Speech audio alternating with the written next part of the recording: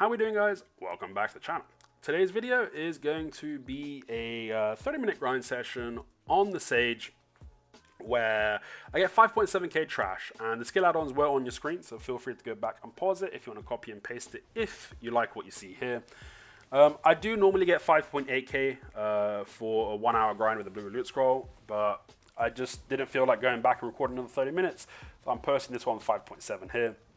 I make a few mistakes. I think I even jumped once in this 30-minute period because I just mistimed some of the skills.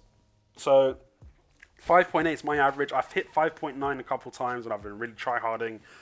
6k is something I've not hit, but I think you can hit it on console, especially if you just make better decisions when clearing and pulling.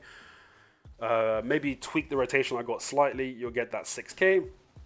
I'll be making a guide for Awakened Sage for you guys as well. Look, when I started playing this class and I was trying to find a PvE guide, there wasn't the most intuitive stuff online. I think the best English-speaking guide I could find was from Stratified. But like the way if you've seen my guides in the past, I like to show you the skill icons, and especially recently I put all the button inputs for all platforms. So when you're learning it, you can just be like, all right, I can pause it here. I've got a visual representation in front of me, and I can just follow through step by step. If people would do that for me, for all the classes that I don't play, so when I tag them, I can have that available for me. That would be amazing because it really helps learn. It makes the learning experience a lot smoother and easier. So like I said, I'll try and get that out for you guys in the near future. And I think that's the main stuff out of the way. I'm going to go into a bit of a rant now, okay? If you don't want to hear me rant, that's all cool. You can either click off the video or just mute me and just watch the grind session. If you want to just see how I pull a bit more and see my skill decisions, feel free to do that. But look, I've hard rolled onto Sage. All right, Sage is broken. The class is ridiculous. I've used the coupons they gave us. I've gave them the weapons, so I'm free to tag Awakening Corsair when that gets released because I'm really interested. I liked the Succession Corsair.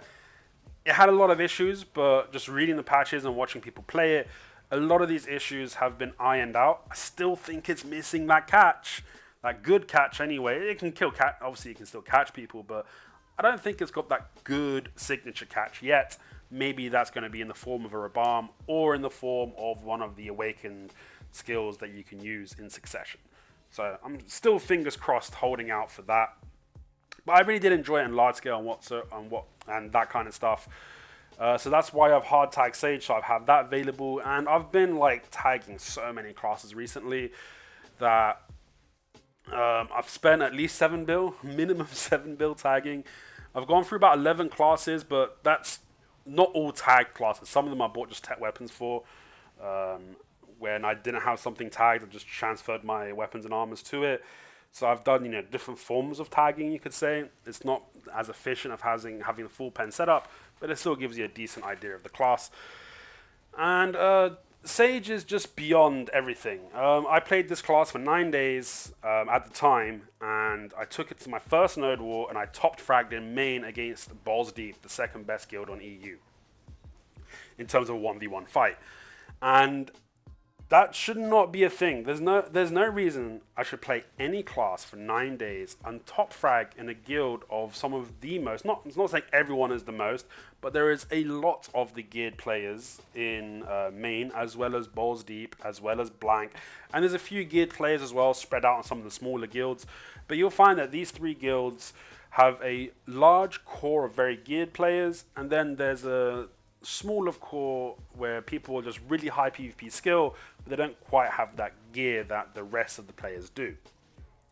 I think that's pretty obvious when you start interacting with these 3 guilds more often. And for me to be able to do this after 9 days to top frag, and there's players in there that have Sage, were playing Sage as well. It's crazy to me because one, it tells me that your skill floor in this class is tiny. Yes, I know I have a lot of gear, but I'm also playing with and against people with also a lot of gear. So you can make the argument if you want, but there are other players in our guild that have over 300 AP, and I still fragged on top of them on a class that I've barely played.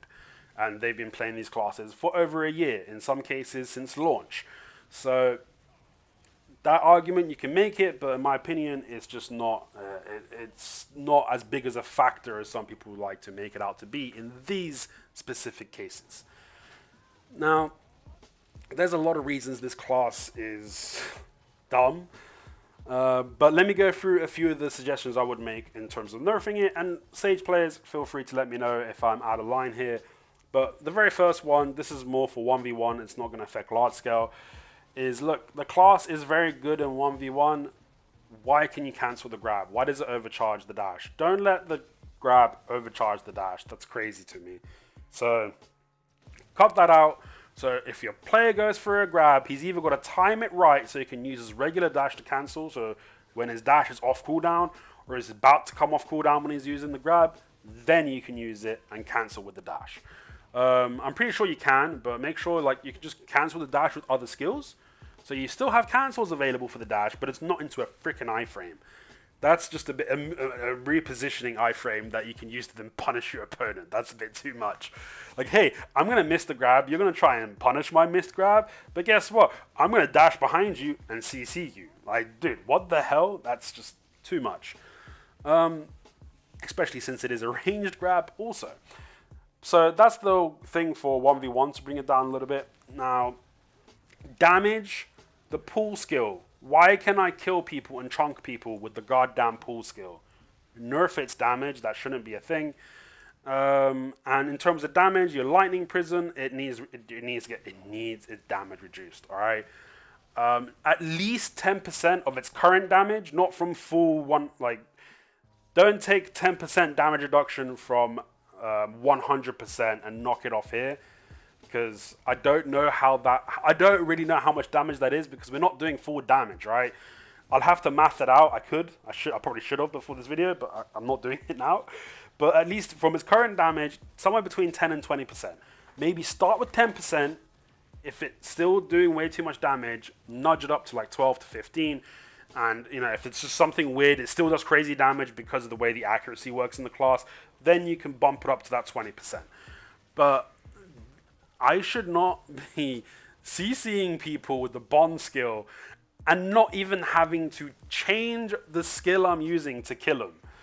Dude, there's like so many classes, like obviously there's some classes that if they have the gear, this doesn't work on, but a majority of the classes, geared or not, if I CC you with the bond skill on Lightning Prison, I can just let the skill roll out and it will kill you. That's ridiculous. And then if you don't have the gear, I don't need to CC you, bro. You're just going to blow up in Lightning Prison. Like, it's too much, especially with the AoE that it has and the accessibility to the bond skill. It's too much. At the very least, if you don't want to change the damage, I think it needs a damage nerfing. But if you don't want to change damage, don't let it be a goddamn bond skill, so you can at least take the CC away from it. So it's just raw damage and not a raw protect, and just raw protected damage and not raw protected damage that also CCs. I think that's the main stuff. Leave everything else the same. So like, it will still be crazy strong in my opinion if you do this. There's one more change I want to get to in a minute. But these suggestions I've made here will still allow the class to be crazy strong. You catch someone, even if they're an evasion meme, you're still going to kill them with the combo, because you're not using Lightning Prison in the combo. You probably are using Chain Lightning, but right now, I'm killing crazy meme DP strikers, and I still got space to do 1 to 2 more skills, depending on my hit rate at the time, and what buffs they got running, or if they got that E buff up. I've still got time to do 1 or 2 more skills after my full combo, which tells me that the damage is pretty goddamn good. So those are suggestions I'll make, and maybe the right trigger, when you use it off cooldown, reduce the damage of that by another 10% as well, or 20%. It's off cooldown. I shouldn't be able, because look, I cheese people sometimes. I'll get them low, and I'll just like dash, right trigger to try and chip them a little bit, then I'll do a random skill, then I'll dash, right trigger to try and chip them a little bit, then I'll do another random skill, then I'll dash, and I'll just keep doing that until they die. It's reduce the damage on that shit when it's off cooldown. You can keep the regular damage the same. But here's the main change that I think will help really make this class easier to track and stop making it so elusive. So this is where people might not like my suggestion, but I think when you dash, right, and you use the overcharge dash, it should put your regular dash back on cooldown. Because right now, here's something I recently learned, and I'm trying to just master it. It's not going to take me long to master it. It's not an inherently difficult thing to do. But if you dash on Sage, okay, you then use a skill which allows you to overcharge dash, which is a free dash. And what happens is, if you've gone dash into skill into overcharge dash, the cooldown of your dash is available for you to dash again. So it allows you to do dash, skill, dash, skill, dash, dash. And you can repeat that. So you can do dash, skill, dash, dash, skill, dash, dash, skill, dash, dash, skill, dash, dash. Makes it really hard to track. Now, if you decide to linger a skill a bit longer, or if you use like a lightning prison that you can't cancel it as instant as other skills, then it resets your dash, skill, dash, dash. So what I mean by that is, hopefully you can follow me along here, because I'm going to say dash a bunch. But let's say you do dash, skill, dash, dash, long skill, then you have to do dash, skill, dash, dash. You can't do a double dash after a long skill. So it becomes, that's the movement that you have to master. Not incredibly difficult movement, but it is something that you do have to get used to, and that you do have to master if you want to play the class to its higher levels that you can play it to. But that being said, I think the overcharge dash should reset the cooldown of the regular dash. So you can't do this dash, skill, dash, dash anymore. It's just dash, skill, dash, skill, dash, skill. It's none of this craziness that we have at the moment. I think that'll go a long way of tuning it down. It's going to have the biggest effect in 1v1. It's going to not be as strong as it is in 1v1 as it currently is, but it's still going to be good. Like, people think that it's going to kill it. No, the damage on the class keeps the pressure high, so it's still going to be good. It's just going to struggle against certain, if you don't instantly kill like a ninja, a kuno, maybe a sork, what else? Striker as well, because you can't really kill strikers standing. It's hard to pressure strikers with damage because of the evasions that they have, the evasion memes that they run in 1v1 if they got the higher gear and they have that protected grab. So yeah, against these classes you're going to struggle a bit more, but against a lot of the other classes like Witch, Wizard, Guardian, Ranger, Archer, it's not going to make much of a difference. I think it's still going to be fine. It's just LAN, it will make a big difference. But those classes, like I mentioned, LAN, Ninja, Kuno, maybe Sork, Striker, Awakened Hash, like these classes, it will reduce your efficiency against them. You're not going to be absolutely useless against these classes, but you're not going to be as strong as you are now. Because I'm going to tell you right now, all these classes that I've just listed, I'm barely played this class. I've not even come close to mastering this class. And in 1v1s, I'm keeping up with kills against players that have been playing this class for an extraordinarily long period of time. Some since launch, some since for a year plus. I don't think after 9 days, it's been about 2 weeks now. I've actually not played BDO for 3 days or so. I've been playing a PC game a little bit, but in the roughly 2 weeks that I've played the class, I should not be able to do that against players that have mastered their class, have played it for this period of time, and they're playing some of the best 1v1 classes in the game on a class that's also one of, if not the best large-scale class. In terms of just getting kills, I'd still say Witch Wizard is better in large scale for your guild because you've got access to those heals. Meteor is still an incredibly powerful skill. I think for those reasons they're just more useful, but definitely if you're just looking to be the guy that gets the kills, Sage I think is, I know is the best class that you can pick. But yeah, so that will bring down its 1v1 a little bit, but it'll still be good. Its 1vx be probably a bit more difficult, a lot more difficult, but in large scale as well, it hopefully will balance it a bit.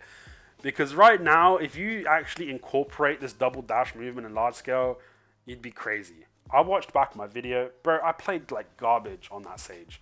In that video that I just posted on him, my lightning prison was not the best positioning. My actual positioning was off, like completely wrong, for at least half the engages. When watching it back, I should be completely in different positions that I was.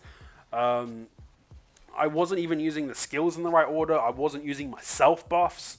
Like, what you're meant to do before you go into an engagement is you hold your auto attack, so your right bumper, to get the attack speed buff of 10%. Then you hold forward B to get your plus 10 AP. Then you teleport in, or you get into the fight however you like to get in, whether that's with your big ass leap in the sky teleport, or if you just want to slowly dash into the fight, even not that slowly, technically still pretty fast, but engage however you want. And then you're meant to press B to get your accuracy buff for 10 seconds, and then you're meant to press right trigger into lightning prison. So you've got the attack speed buff, the AP buff, the accuracy buff, and the crit rate buff, and then you go into lightning prison. And sometimes before lightning prison, you might do the back right bumper to try and float some people so you can kill them with the lightning prison when you drop it on top of them. And then you can put skill add-ons on the back right bumper as well. So you got even more damage on the lightning prison. I wasn't even doing that, and I still top fragged. So yeah, that's why I've hard rolled to Sage. And the reason I've rolled off Ninja is it is satisfying. Here's the difference between Sage and Ninja for me, right? It's not that satisfying getting feeds on Sage. It's super satisfying getting feeds on Ninja. But getting those feeds, you have to really work hard for those, which is why it's satisfying, right? But in the frustrating part, which I don't get when I play Sage, when I played Nova, when I played Corsair, these newer classes that just have this beautiful, lovely movement that just flows so well with each other, and the skills are fantastic. And I've played Guardian, I've played Sork, I've played all these great classes where your skills just work, the protections just goddamn work. Well, no. If you play Ninja and a bunch of other classes in BDO right now, they've got these fantastically designed built-in gaps. And on console, look, maybe on PC with the extra frame rates, you can work around these. On console, not so much, because the desync's even worse here. And I live in an area where I'm end-of-the-line internet, so I've never had good ping in a lot of the games I've played. I noticed this a lot when I moved out to London. Bro, my gaming went to another level because my ping was so good. I had like BT fiber, over 100 megs a second, and the ping was so much lower. It was very noticeable. But I'm back home at the moment for this is probably the last year, if not next couple months. I don't know if I'll be moving back to London, but I should be moving somewhere else at least, hopefully with better internet that has access to fiber. But that being said, just console anyway, we don't have the frames and things are not as fast. It's very obvious when you watch console PvP and you compare it to PC PvP. Everything's faster. And I'm not just talking about the players. I just mean the skills are just faster. Go watch a blade spin on PC and compare it to a blade spin on console. It's two different worlds. So yeah, maybe you can use that to cover these gaps, because the gaps, if everything's faster, your gaps are also smaller, right? And I think desync is probably a lot worse on console than it is on PC, because the game's not designed for a console.